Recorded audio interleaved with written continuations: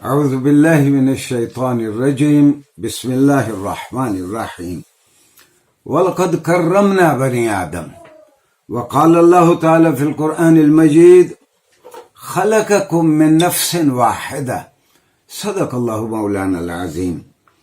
ناظرین گرامی، گزشتہ شارٹ لیکچر میں ہم نے عرض کیا تھا کہ اللہ نے بنی نوع آدم کو کیا شرف بخشا. ایک جو حضرت آدم کی اولاد میں سے ہے اس کو اللہ نے کن کن حقوق کا حقدار قرار دیا، قطع نظر اس کے کہ اس کی نسل کون سی ہے، وہ زبان کون سی بولتا ہے، اس کا مذہب کون سا ہے. محض انسان ہونے کی بنیاد پر اس کو صاحب تکریم اللہ نے بنایا. یہ گزشتہ لیکچر میں ہم نے بیان کیا کہ رسول اللہ صلی اللہ علیہ وسلم نے احترام آدمیت کے پیش نظر قرآن کی ان آیات کی روشنی میں آپ نے جنگ کے بھی اصول بدل دیے. جو پرانے زمانے میں رسول اللہ صلی اللہ علیہ وسلم سے ماقبل تہذیبوں میں اور جنگوں میں جس طرح دشمنوں کا مسلح کیا جاتا، ان کی لاشوں کو بھی ڈسفگر کیا جاتا، آپ نے اس پریکٹس کو آپ نے روک دیا. دوسرا، اللہ میاں نے کہا قرآن کریم میں خلقکم من نفس واحدہ. بھئی کس چیز کی بنیاد پر تم ایک دوسرے پر فوقیت کا دعویٰ کرتے ہو؟ تم سب کو اللہ کہتا ہے ہم نے ایک ہی جان سے پیدا کیا، لہذا تمہارے درمیان اگر کوئی طبقات ہیں تو وہ بے بنیاد ہیں. ہاں، اللہ کے یہاں فوقیت اس کو ہے، اللہ کے یہاں صاحب تکریم وہ ہے جو صاحب تقوی ہے. اور قرآن نے کہا ان اکرمکم عند اللہ اتقاکم، جو زیادہ خدا شناس ہے، جو ہر کام کرنے سے پہلے یہ دیکھتا ہے اللہ اور اس کے رسول کا حکم کیا ہے، اللہ کے یہاں تو وہ صاحب تکریم ہے. گویا قرآن کریم اور رسول اللہ صلی اللہ علیہ وسلم کی حیات طیبہ کا پورا کنڈکٹ پورے طور پر طبقات کی نفی کرتا ہے اور اللہ کی مخلوق کو برابر قرار دیتا ہے.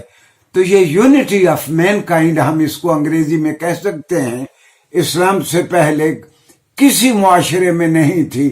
اور احترام آدمیت کا یہ مظہر کہ یونٹی آف مین کائنڈ کے ساری کی ساری مخلوق برابر حقوق لے کے آئی ہے. ہاں، اسلامی ریاست میں بھی اگر کوئی جزیہ دے دیتا ہے، اور جزیہ کیوں دیتا تھا کوئی غیر مسلم؟ وہ سوشل سیکورٹیز کے لیے جزیہ دیتا تھا. ایک معمولی سی رقم سالانہ ایک غیر مسلم کو اسلامی حکومت کو دینا پڑتی تھی، جس کے بعد اس کو سارے معاشرتی حقوق حاصل ہو جاتے، قانون کی نظر میں وہ مسلمانوں کے برابر رہتا. اور خلفائے راشدین کے زمانے میں اس طرح متعدد بار ہوا کہ کسی یہودی نے یا کسی غیر مسلم نے نالش دائر کی اور وہ اسلامی عدالت سے غیر مسلم جیت گیا اور مسلم مقدمہ ہار گیا.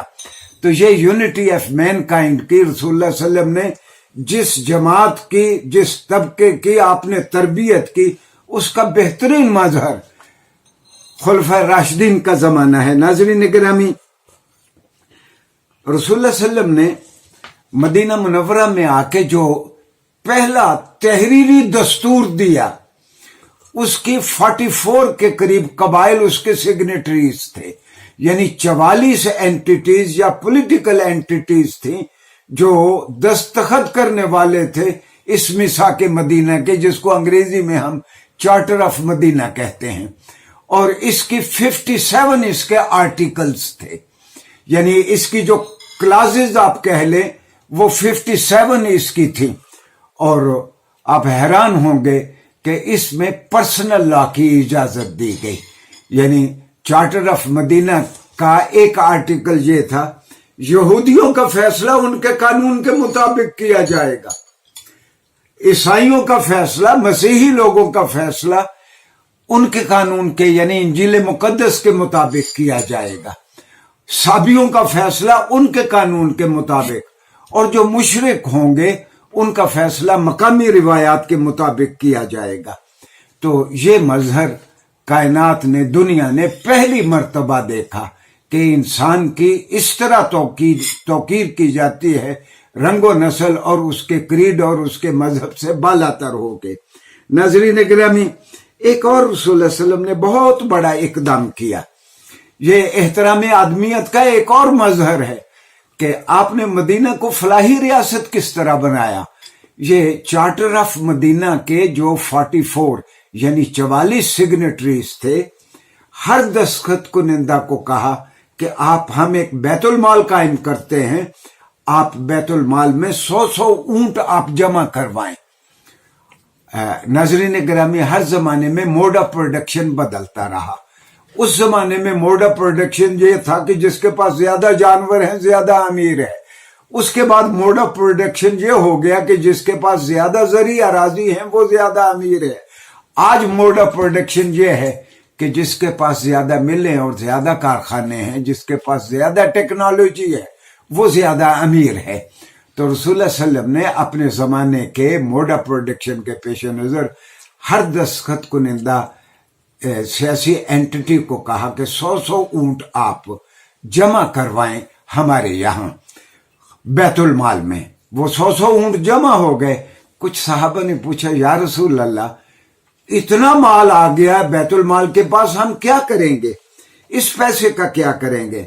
रसूलुल्लाह सल्लल्लाहु अलैहि वसल्लम ने फरमाया, इन सिग्नेटरीज में से, दस्तखत कुनिंदगान में से अगर किसी पे कोई उफ्ताद आएगी तो इस पैसे से उसकी मदद करेंगे।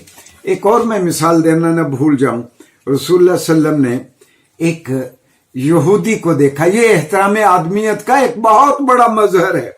रसूलुल्लाह सल्लल्लाहु अलैहि वसल्लम सहाबा के दरमियान बैठे हैं, एक जनाजा आ रहा है और रसूलुल्लाह सल्लल्लाहु अलैहि वसल्लम ने देखा कि सहाबा ने बताया कि ये यहूदी का जनाजा है। रसूलुल्लाह सल्लल्लाहु अलैहि वसल्लम उसके एहतराम में खड़े हो गए थे जब सहाबा ने कहा ये यहूदी का जनाजा है।